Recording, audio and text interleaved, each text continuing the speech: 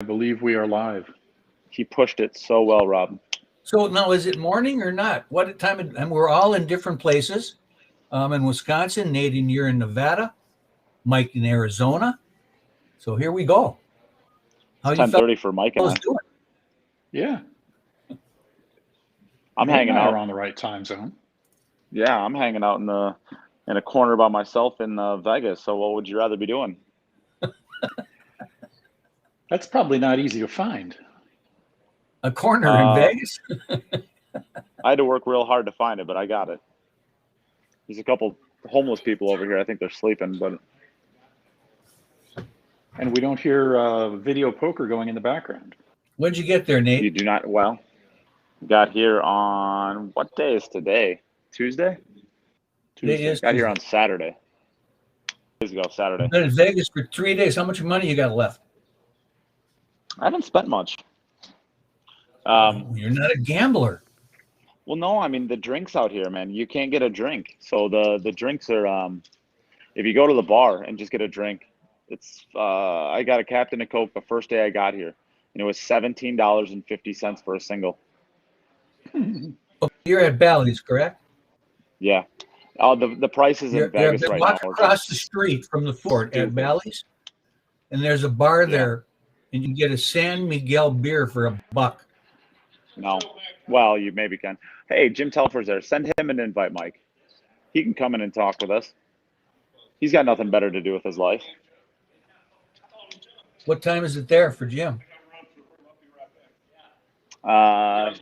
He'd be 9 hours ahead of me, so 7 or something like that. Oh, he's just getting warmed up. Yeah, no, but yeah, Vegas. I mean, the prices in Vegas right now, especially for drinks, it's just absolutely bonkers. $17 for a single drink. They're trying to make up all that money from COVID overnight, apparently.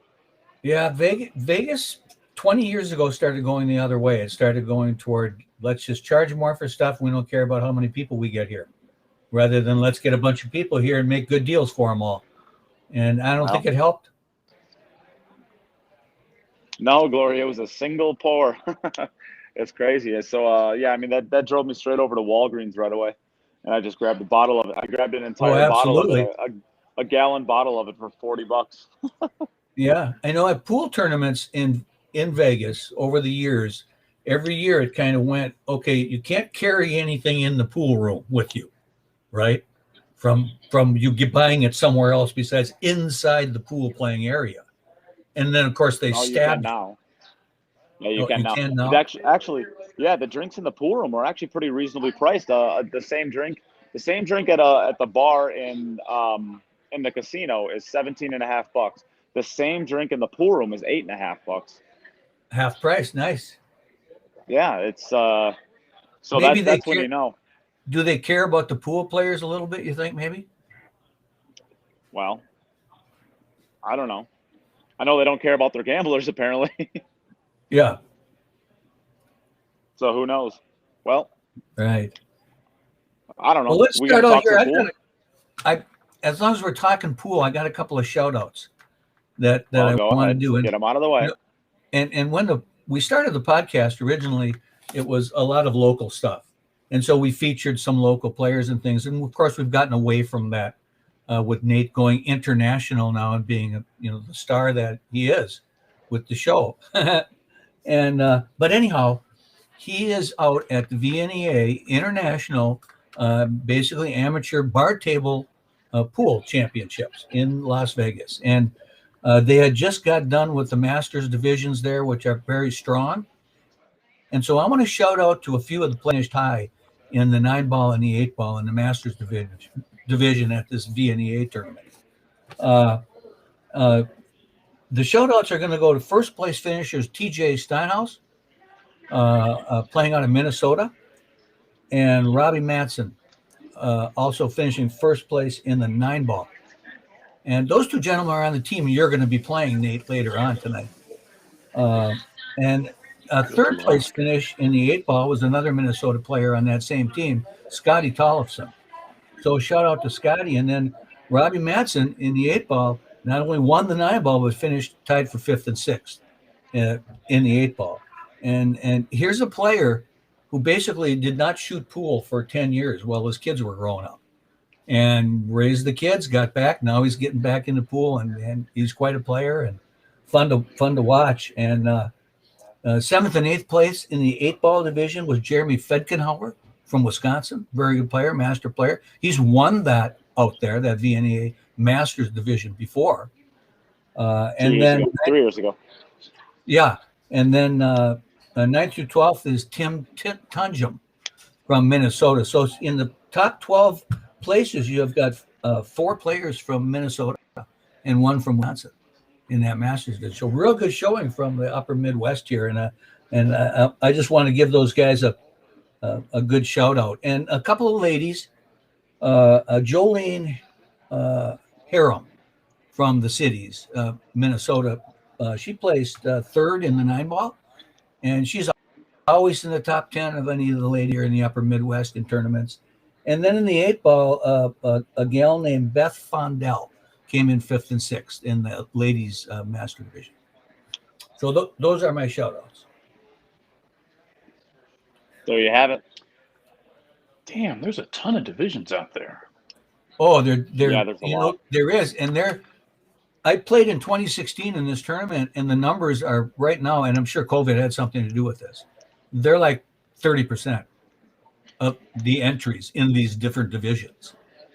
I think there was like 140 entries in the master division the one year I was out there. This year there's 40 some. So I think the pandemic has certainly made a dent in these larger amateur events that are taking place. Yep. Well, are we ready to start talking some pool? Let's talk some pool, man. All right, let's talk some pool. Well, the big event that in the last week, I guess, was the Buffalo's One Pocket. And who ends up, Tony ends up winning that against Scott Frost in the finals. So what do we think about that? They had some great players in that tournament. There's a ton of money in it, too. There's a ton of money. Yeah. I think he walked away with 60 grand, didn't he? Something like that. 'Cause I know the Calcutta had like $110,000 or something in it like that. The 2 open bids were Alex Paguline was number 1 and Dennis Arcoyo was number 2. And I believe between the 2 of them, it was like $50,000 or something like that for the first two Calcutta spots, and neither one of them cash. Yeah. Yeah. How many spots did they pay in the Calcutta? 32 spots. Well, I guess they probably paid 4. I guess that would make sense if they paid 4. And Justin Hall gets 3rd place. 4th place, did that go to Dennis? Dennis got 4th place. Yeah. Yep. So yeah, maybe Dennis caught a little bit of that Calcutta action, but he wouldn't have. He was just hemorrhaging at that point because I think he was the second open bid. I want to say he went for 25,000, 23,000, something like that, and he didn't make 23,000 back in the Calcutta. I know that. So yeah. I had a chance to talk to one of the local players the other day, Nick DeLeon, and he had a chance to watch Scott playing lately, and he says Scott's just playing outstanding. Well, that seems to be the consensus. I mean, he seems to be pretty fired up. I know he's taken a little bit of heat as far as like the one pocket players. He's completely out of the discussion as to who's the best in the U.S. anymore, and maybe that's firing him up. That's what Melina Mike that's what Melina Mike said when we did the podcast together last week. He says that basically at this point that Scott completely just feels disrespected, and that's like his fire to get back going and playing again. So, maybe it's not. I mean, it's never been a talent thing with Scott. So, who knows? Maybe if he's actually playing, he's got the pool room under wraps, and he's got that running smoothly. He can get back to playing some pool, and this tournament obviously shows that he can still play. I mean, he got all the way out to the A-side finals. Mike, yeah, I mean, this would have been a good one to snap off. Oh yeah, multiple times. I have not been there since the renaming and the moving everything around that they've gone through. But yeah, I spent quite a bit of time there when it was freezers. Yeah, pretty nice place. I was there once. Beautiful room. I was impressed with the room. Yeah. And the kind of the one pocket table that they have up front there, kind of with all the seating around it. And that was nice. Yeah. And Stephen Hall says that it's 12 and a half and 13 and a half. That sounds right. So that's still a lot of money, so.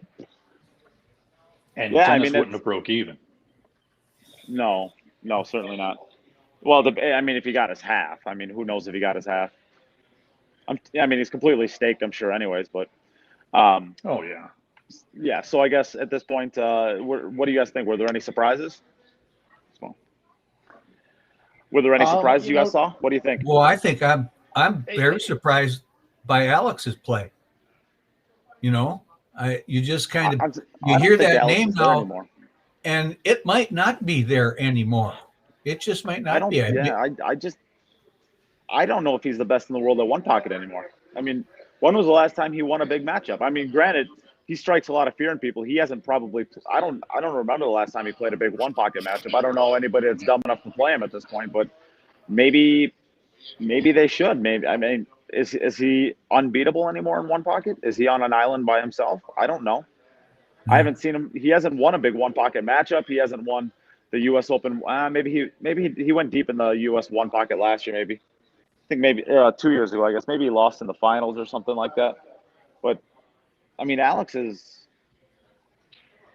Yeah, I guess continue on, Rob. But I think that's a surprise to me too. It's every time these big events happen, he's never deep in them anymore. Right. That's what I've last 2 years. It seems he still has got the respect that he had when he was winning a lot, and he's not winning as much anymore. Yeah, at some point in time, you got to be able to get it done, right? Hey, here he is. Who's that clown?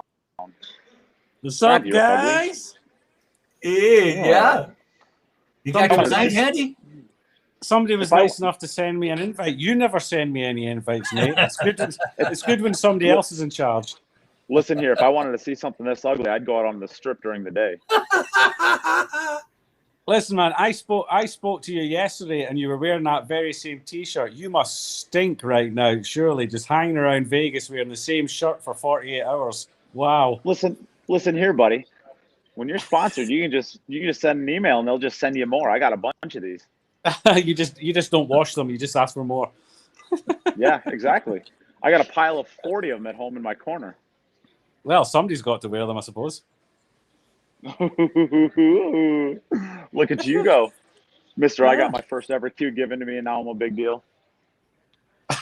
I was a big deal before that. How are you getting on? Are you winning matches over there? Have you played yet? No, we start at 7:00 tonight.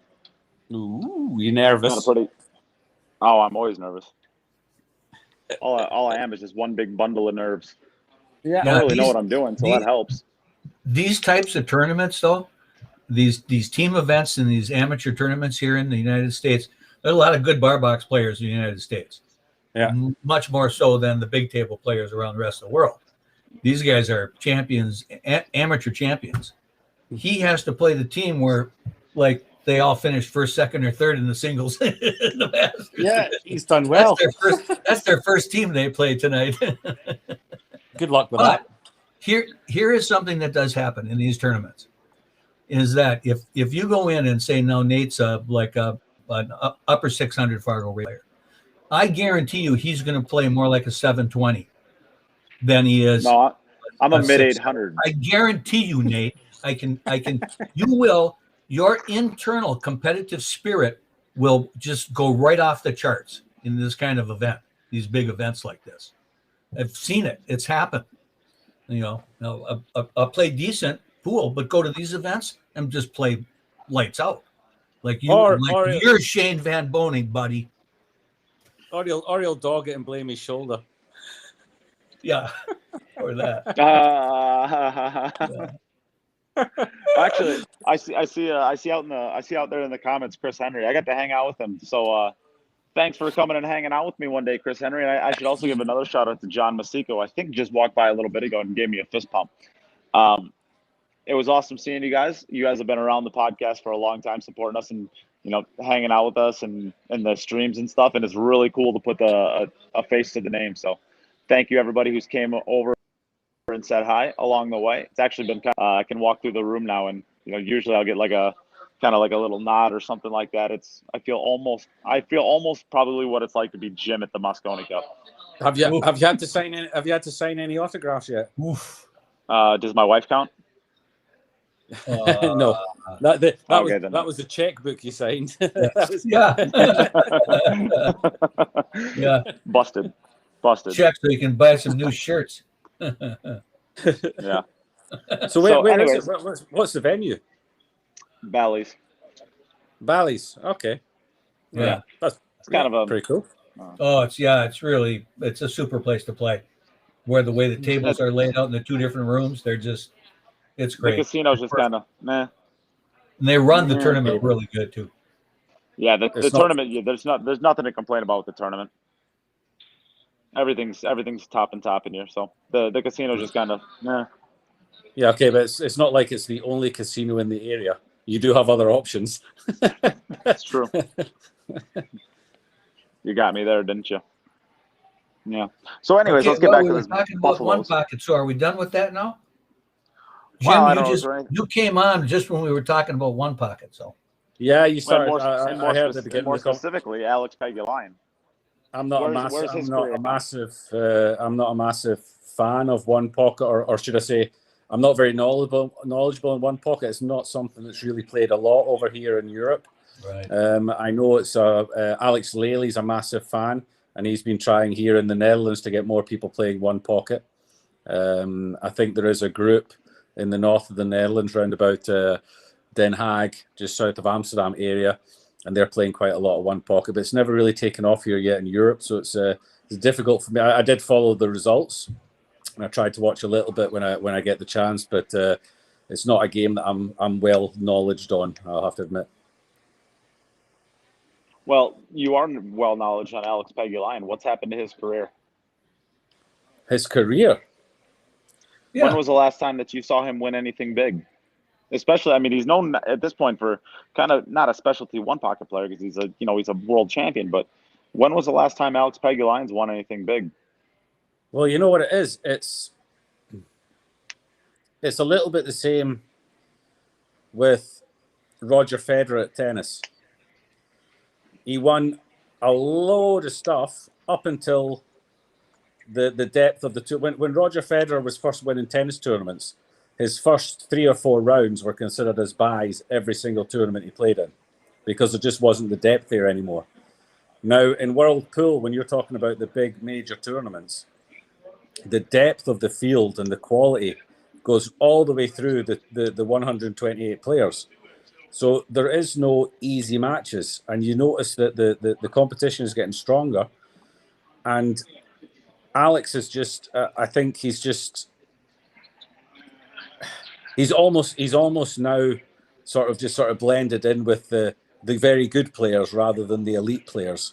He's considered still an elite player, but I don't think he really performs to an elite level with those big guys. When you're talking about what I call the top 4, well, the top 3 games, the 8-ball, 9-ball, 10-ball, I don't think he competes with these top guys anymore. I don't think he can compete with them, which is why you talk about specialists. You've got John Schmidt, who's a specialist 14-1. He can't compete with these guys unless it's 14-1.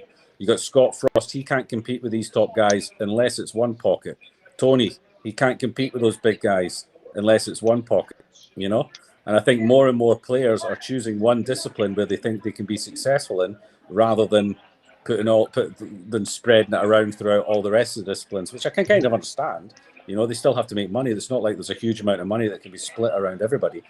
So I think certain players are starting to pick a discipline that they think that they can benefit from, that they have an edge in. And I think players like Alex Pegulayan, I don't think you're going to see him being successful 9-ball, 10-ball, 8-ball. Do they run Calcuttas in Europe? No, they don't. People have tried it; it just doesn't happen over here. Nobody really puts the effort in to do it, and there's not as big a gambling culture here in Europe as there is in the States. You could probably do it in the UK. You could probably do it, but the rest of Europe. Yeah, these guys are walking off with a ton, bushel basket full of cash just because of the Calcuttas. Because of the Calcutta, but that's right. But again, it's the same money getting taken out of one backer's pocket into another backer's pocket, or it's basically the same as the tournaments. It's just you're basically just doubling the tournament, or trying to add on to the tournament. It's exactly the same situation. We have the tournament. How do we get more money? Let's just get everybody to pay even more to be in the tournament. Give people who have no chance. It's designed to give people that have no chance of making any money by playing in the chance to make the chance to still make some money. Yeah. Do you guys? It doesn't take. Excuse me, Nate. Go ahead. No, you go, Rob. Go ahead.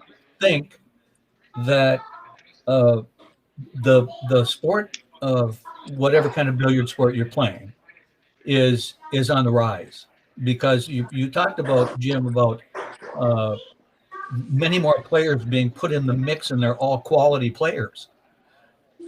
I think that's got something to do with the value of the sport on the rise, kind of gaining some ground as a real sport, not just a pastime you do in the tavern down the block. You know what I'm saying? It's always been a real sport, I think, in Europe or internationally, and in some Asian countries.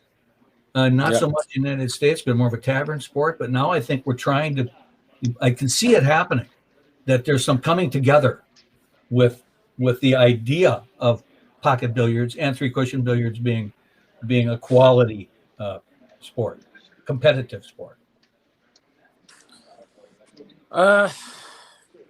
Yes, to a certain extent. There's still obviously there's a lot more work that has to be done.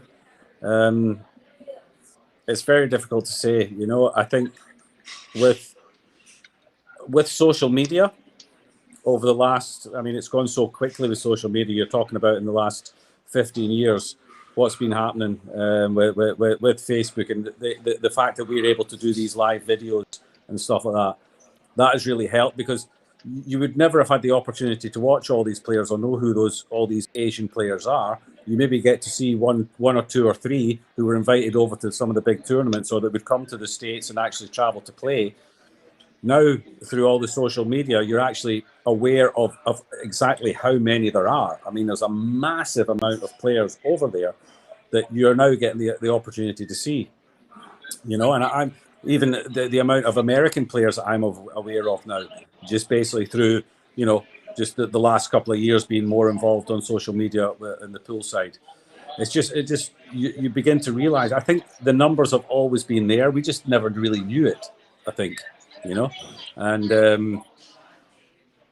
I think it's been the last couple of years. Yes, we have made progress, but it's more that technology has helped us make that progress rather than the players themselves or the promoters. I think just technology has given us the opportunity to do it, but we still need to have the right people in place to make the most of the new situation to push it further than what is being done at the moment.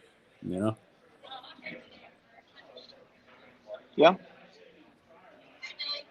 Everyone's gone silent. Nobody agrees with me. I don't disagree. I don't disagree with anything you said. I think there's until the sport can become quote unquote professional, we have to act like professionals, and that goes so far beyond like player conduct. It's the media, it's the marketing, it's the presentation, it's the events, it's the conduct, it's the apparel. It's everything. You don't anything that's a golf tournament, they all look the same, right? Whether you're playing the Masters, whether you're playing the U.S. Open, whether you're playing some crappy little tournament, the BMW Classic, everything looks the same. The players are properly addressed. The cameras do proper panning. All of the golf tracer stuff's in place. Golf is professional from start to finish. Same with tennis. Yeah, maybe an exception to that. maybe. John Daly. I think that's yeah. But the idea is like there's a lot of pool has no professionality to it at all, short of there's some people that are really good at media, but there's very few, and it's all different from even our podcast, from kind of podcast to podcast, it's a very different feel. Match rooms events are basically the same, but you can even see that they're really experimenting around quite a bit with the stuff that they do as well. There's other people. The only people that have consistency are the people that aren't innovating, and they're kind of just sitting back with the camera pointed at a table and saying, "All right, this is our product. Pay us $49.99 a month for it." Like, there's a lot of entities in there. What's going on, man? So it's yeah. I mean, it's there's a lot this industry still has to do to grow, but I think I think we can leave that one there. I think Jim hit it pretty well there. So let you guys want to move on to standardization. Yeah. The world pool championships. You ready, guys? You guys ready to touch on that? Hey, before we get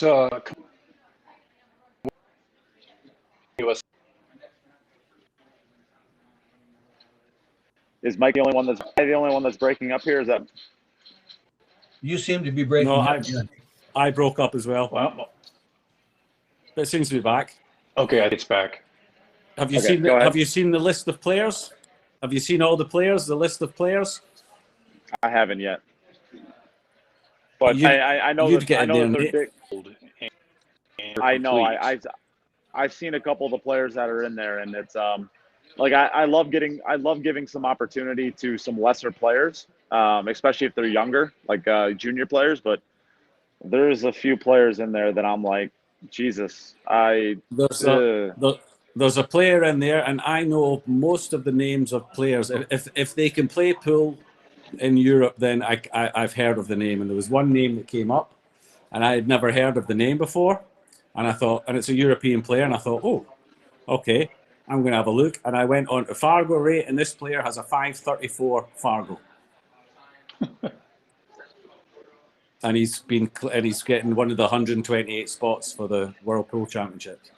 Well, let's put it this way. Hold on. Let's. So I think that's silly. That's absolutely silly. The person, whoever's drawing it, they're getting a buy. But I'm willing to give a pass because there are no China players, there are no Taiwan players, because of COVID. Still, I mean, I'm sure the scramble to fill a 128 person field was absolute crap, to say the least.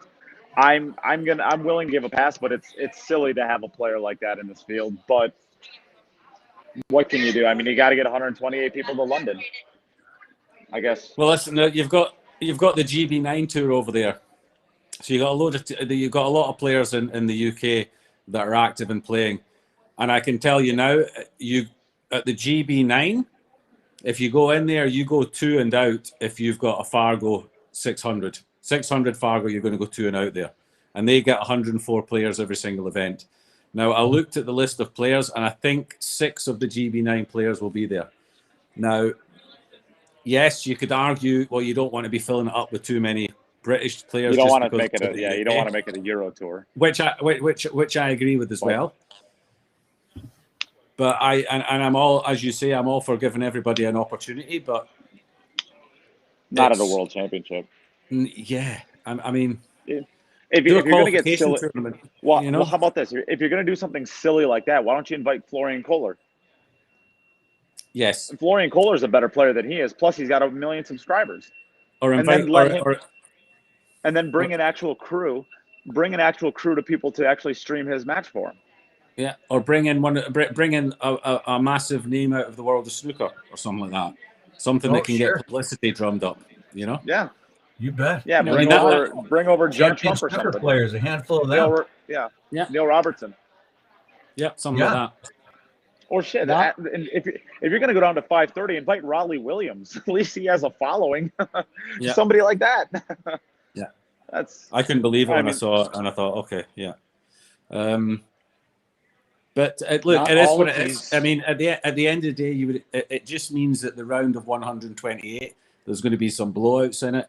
But you would expect once they get themselves down to 32, then you have a proper World Championships. Okay, there will be some of the Chinese will be missing, the Chinese Taipei, but when you get round about to the 32, then you're going to be looking at pretty much what you would have, apart from the Asian side players, what you would expect to have, I think. It just means that there's going to be some blowouts in the last 128. I mean, okay. Yeah. I got a question for you guys here. Another one. My wife is a good sounding board for podcast stuff because she's never listened to one. And viewing pool matches on streams or on your TV set or whatever. And I asked her, I said, you're not a fan of pool. What would it take for you to sit down in the evening and watch a pool match between whoever? Doesn't really matter. What's the one thing you would look for that would kind of get you going? And you can take a guess at what. With a gun to the head. No, that wasn't it at all. But you and Jim are going to relate to this when I say this. She said the one thing that would get me to watch a pool match would be the commentating. That was her answer. Yeah. She said, the pool is the pool. People shoot balls in the pockets. She says, she comes to my pool league once in a while and brings a book. Yeah. She reads a book she doesn't care. But if the commentating was exciting, sincere, enlightening, funny, insulting, all that stuff, she actually said she'd probably watch. Pickles. So I think there are good. I think there are good commentators. What do you think, Mike, about that? I mean, at the end of the day, commentary is just about everything, I would say. Sorry, you froze there. I didn't catch that. No, I mean, I think commentary is 80 to 90% of the game when it comes to streaming matches. When it comes to television, yeah. Look, as pool fans and pool players, me personally, I can put a match on and I can turn the sound off. I can be sitting on my telephone and somebody's playing, and I can have the sound turned off and have some music on or be watching television at the same time because I'm a player, But as a just a pure fan or somebody who's just getting interested, then yes, you have to have the entertainment aspect of it as well. There needs good explanation. You have some commentators who are explaining as if they're talking to somebody who's been playing the game for 20 years, and they don't understand that some people just don't even know what English is, and they start talking about stuff that the average Joe who's maybe just watching for the first time, they'll get bored listening to it and they won't understand it and they'll think, this is no point. I mean, I think you have to be able to. You need commentators who can. I think that's why it's important to have two commentators at least, and they need to be able to play to all levels and all age groups. I think Neil's Fine is quite good with that. When he explains things, Carl's good. Then he explains quite well for every kind of level. Carl is very good at the excitement side of it. He can get quite emotional and get quite wound up, which is quite nice to hear as well. I think he's quite good. That's what I like. I like to see. I like to see some emotion from the commentators, whether it's humor or excitement from the game, what's going on, any kind of emotion. That for me, that would keep me viewing. Anyways, it would keep me from switching. It's the same as having a crowd. We don't. It's kind of the same with the crowd. We don't have crowds at the moment. So if the Mosconi Cup is on television, there is no indication for somebody who doesn't really know pool. There is no indication of whether the shot is a good shot or not, because you're not having the cheering and the shouting, If you're watching pool for the first time and somebody plays a shot, if the whole crowd goes wild, then you automatically think that must have been a good shot because everyone's going crazy, So that must have been really good. That must have been, and then you start to get a little bit excited about it yourself. Now, we don't have any crowds at the moment, so it's up to the commentators to provide that. And I think Carl does do that. Carl's very good at the, wow, what a great shot. And he had to do that. And you need that. It needs to, if there's no reaction to things happening, people just think, oh, well, that's just boring because, that must just be easy because nobody's reacting to it. Nobody's clapping. Nobody's cheering. So sometimes even overdo it a little bit for the new people watching, kind of overdo the excitement, Yeah. I don't know. Me and Neight will do Mosconi Cup one time. I think you and Neight do a great job together. I don't know. I think Jim. I think bite at each other, and you got the gloves on while you're commentating. Yeah. Or you take the gloves off. Either way. Completely bare knuckle. Yeah.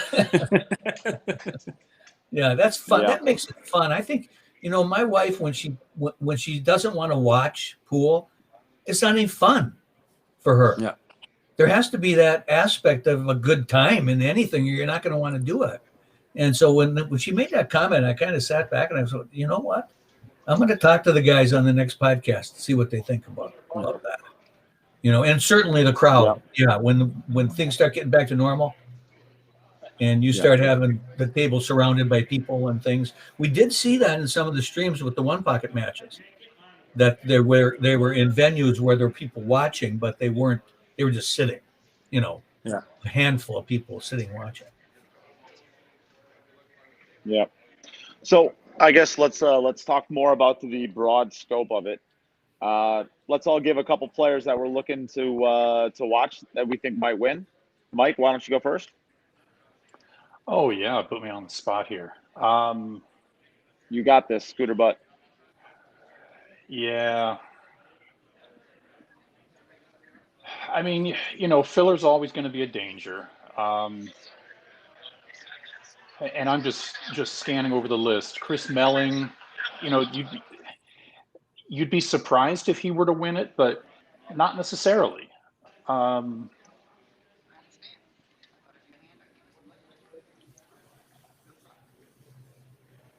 Fedor, I mean, really, it's there's so many good players in this one.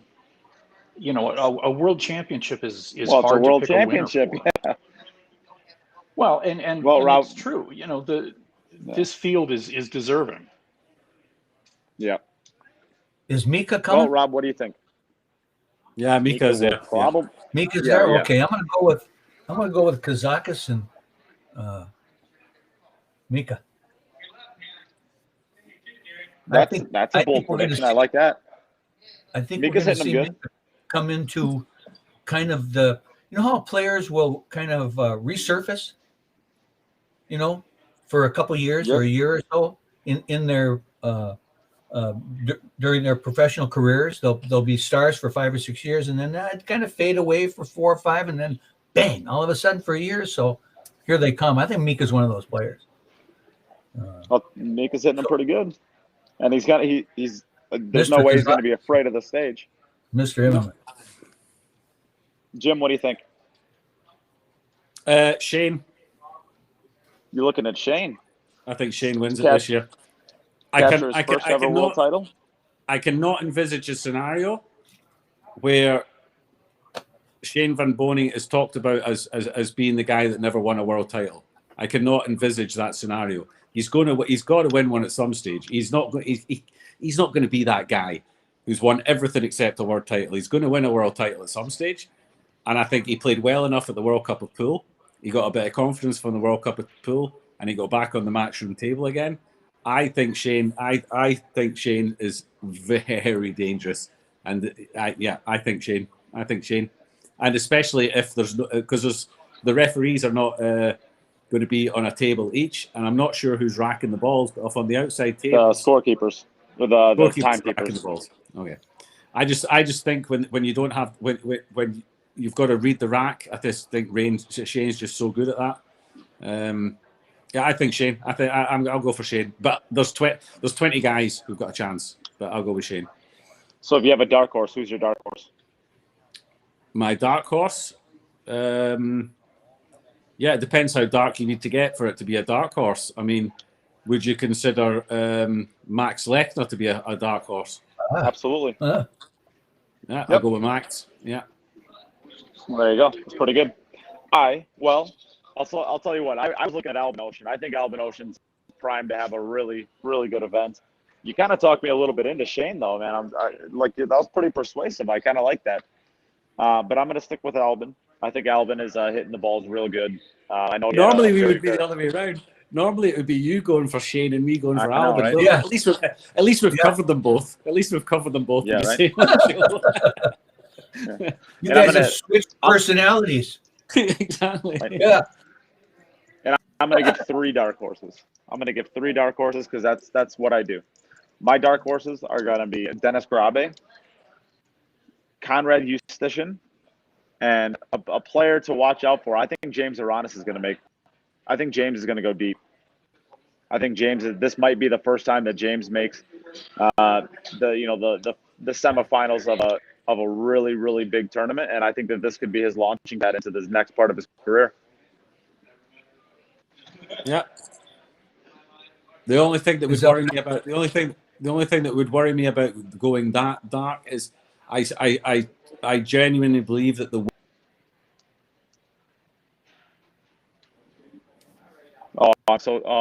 in the Matchroom arena. We didn't get that. You froze. Oh, sorry. I don't. The thing that I have there is I don't envisage it being a player who has never played in the Matchroom arena before. I don't see it being a first timer winning it. I think that experience is invaluable. Now that the World Championships is going to be under the Matchroom lights on that Matchroom table, I think that experience is going to be invaluable. So I think that's true. Yeah. I think that's true, except for the Filipinos, because the Filipinos are so diverse in what they play with. I mean, with all the different things that the Filipinos have to play with. I mean, yes, this is definitely different, but they're so adaptive when it comes to their games with all the things that they can do in the industry. Yeah, all the different playing styles. I mean, there's bugs flying all over the place. There's cats jumping up on the table. There's roosters crowing in the background. Okay, are there fans? There's 50,000 people. Are there fans at this? Yeah, I think there are, right? There will be fans there on the. Yes. It's from the 6th until the 10th, and there will be fans in on the 10th. Only on the 10th. Okay. Only on the 10th for the final day. Well, yeah. So I think that's probably quarterfinals, semifinals, and finals probably on the last day. Okay. Yeah. So, Mike, now that we don't have you on the spot, what do you think? I think Jim makes an interesting point. Is Shane going to be the type of player that's never won a world title? I mean, does he need to win a world title? I think his window's 2 more years. Yeah, I'm wondering if he's past his window. Could be. I mean, I think he's proven that he's still the top player in America, but not by a huge margin anymore. And of course, we'll probably say this, and he'll probably run undefeated through the event and not be touched. But I mean, is Shane missing anything if he doesn't win a world title? Well, I'll ask you this then. I'll ask you this. Let's say he is going to win a world title. Is it going to be this year, or is it going to be in a year where all the Asian players can travel? Fair. He doesn't have to worry about Cheng Jianglin or Wu Zhiqing or the Ko brothers or. Exactly. This is the year for. This is the year for Jim. Provide him with the biggest opportunity to win one. Sorry, this looks like to me that like his biggest opportunity to win one. He looks like he's in good form. He's just played in a Matchroom event, and let's be honest, it's the weakest field that the World Championship's going to see for the next coming years. With Matchroom having it, this is going to be the weak year, and after this, it's going to get stronger and stronger and stronger. Chris Henry here made a comment that I kind of like. He said after Shane's performance in the finals, the last event, he said he's going to have a fire under him. Yeah. Of the way that went down, 9-0. That's I don't care who you are, that fires you up for the next time you get on a pool table. Yeah, that's not ideal. No, and I like. I don't think that really affects Shane, to be honest. I think that might, if he gets drawn against Kazakhstan, then he'll maybe think, all right, pal, I'm gonna show you. Yeah. But as far as the World Championships, it's a completely separate event for Shane. He's professional enough that he'll be preparing himself for another event. He'll have forgotten about the World Pool Masters now. He's already got 2 of them. He's already got 2 World Pool Masters. That one didn't really do him much pain, I don't think. I don't think that really hurt him very much. Getting donutted probably hurt him more than the fact that he didn't actually win the event. I mean, nobody likes to get beat only time to zero. Only time there's been a whitewash in Matchroom or in Masters history. The only time. Yeah, nobody likes to have that record. But as far as losing, I think he goes to the World Championships. He turns up as the same old Shane, and he'll be the guy that nobody's going to want to play. Then none of them are going to, because because he's playing. He's playing, and he's played in the. He's had enough matches. He's had a good warm up for it. And he's playing as good as anybody else. Kazakis shut him out in that match, but he still was one of the stronger players in the tournament. He looked like a lot of roles. Yeah, he looked like he was playing better than Federer. He looked like he was playing better than Albon. He looked like he was playing better than all these guys that we talk about as being possible winners. But it's wide open. Probably be somebody that we haven't even spoke about yet that wins it. Yeah, nobody said Kachi's. Nobody said Kachi's name. Nobody said Jason Shaw's name. Nobody said Jason Shaw. I like David Al-Qaidi for a dark horse. David Al-Qaidi. I like him for a dark horse. David, the Spitfire. Francisco Sanchez Ruiz. We've barely said Fedor's name, and he's the defending champion. Yeah, why not? I mean, nobody's picking him. I think the shot clock. I mean, Fedor's a little bit slower of a player by nature, and I think the shot clock speeds him up. But I think that when you're playing against this level of competition and you're just a tiny, tiny bit out of your element. I mean, Fedor's played in 3 Matchroom events ever now, 2 Masters, and then the Mosconi Cup, and we haven't seen him really hit a gear that would say, this guy's comfortable.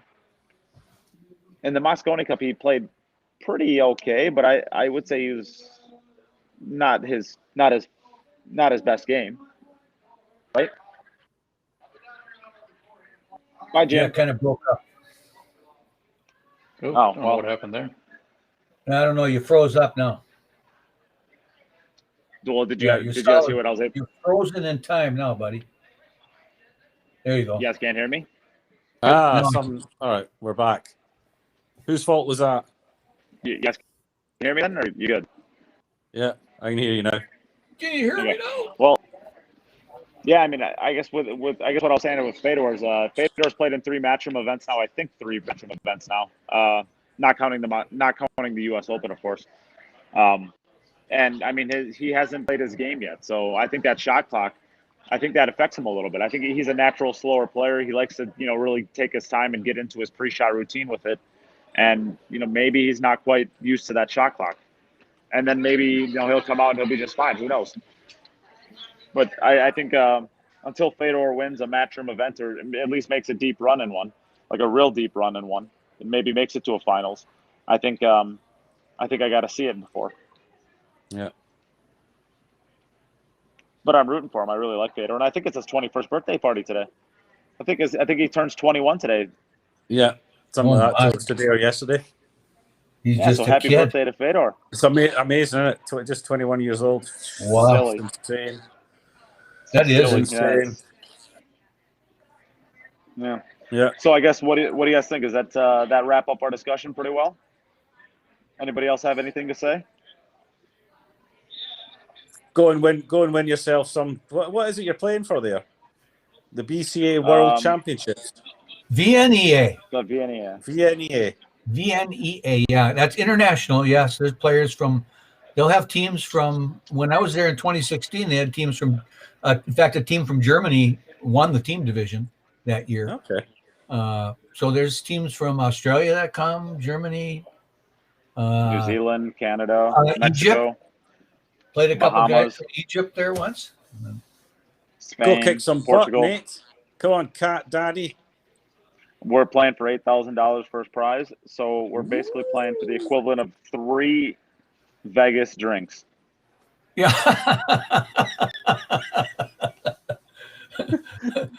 3 rum cocktails. $8,000. Doing a live podcast. Want to come sit in? Fortunately for Nate, 1 rum cocktail is enough for him for one night. Yeah. Who do we have here? You guys. Hey, Chad. Yeah, we got Mike Howerton. Okay. Mike Howerton, Rob Hovick, Jim Telfer. Chad. Live Facebook right now. What's going on, guys? How are you? Mr. Hovick, how are you? Hey. Mr. Havoc. Just hanging in. Trying to make 3 I woke up today. That's my goal. How does that $10 coffee taste? Oh, it was 18. It was $18. And I had to walk 2 blocks. Coffee. Jeez, oh. Yeah. How the price is here, buddy? Yeah. You bought a drink yet? Yeah. Oh, yeah. I bought a drink, and then I made all my friends buy the rest of them because it was just a little bit of money. Yeah, we're playing in the Masters division for that. I just said we're playing in the Masters division for $8,000. It's the equivalent to 3 Vegas drinks. Yeah, exactly. It's crazy. I played the Masters a couple times. I had some friends asked me to come play in the intermediate. I was like, I don't know if you want me to. So I'm a promoter now. I can't play anymore. That's the easiest way to play pool is to start promoting the game. Cheers. So how you been, Jim? Yeah, pretty good. I hurt my neck, but I'm starting to be able to play again. So I played a little bit today. I haven't played much for the last 2.5, 3 weeks, but no, I'm doing all right. I'm just enjoying the nice weather when I'm allowed outside, when there's when there's no lockdown. Yeah. But yeah, I'm a bit jealous that you guys are getting to play in tournaments and you're cuddling each other. Yeah. Oh God, I need to come to Vegas. I know when I got out of the house here about a month ago for the first time in a year and a half, to go play in a tournament, I was just so happy just to be there, just to put the stick together, and I didn't care what happened. And I played great because it was so exciting just to be around other players and bumping shoulders again with people. I would just like to go and talk to people about pool, just sit in the same room as them and just hit some balls and watch. I haven't potted a ball on a table other than my own table for more than a year now. Yeah. Only played on my own table I can't imagine how it would have been like if I didn't have a table at home. I just feel quite out of your mind right now. Yeah, I feel quite blessed and fortunate that I've got a table at home because I know a lot of players are even just as passionate about the game as I am, and they don't have the opportunity to play anywhere. Crazy. Yeah. Oh, I do have one bit of news. A 3-question tournament that was always a world event was the Hovick Open. It was played at the Carum Cafe in Queens, New York. And that tournament now, after the pandemic, from the latest I heard, is going to be held in Vegas, not in New York. So the 3-cushion international world event in 3-cushion will be in Vegas next year, I believe. Okay. Yeah, we got quite a few really good players in this part of the world. Belgium and Netherlands. Some of them in New York. Some real good players. Yeah. From Holland, yes, and Denmark. I met a handful of. They enjoy their ale. They like it. Well, they like a shandy. They like, yes. Yeah. I noticed that. Yeah, and they're excellent players too, all of them. Yeah, very good. It's a very skillful game. I love watching it. It's very skillful. I can't play it very well, but I really enjoy watching the real good players playing it. Yeah. Yeah. When my pocket skills started to wane, I was about 65, 66 in there. And I thought, well, I'm never going to get any better at this.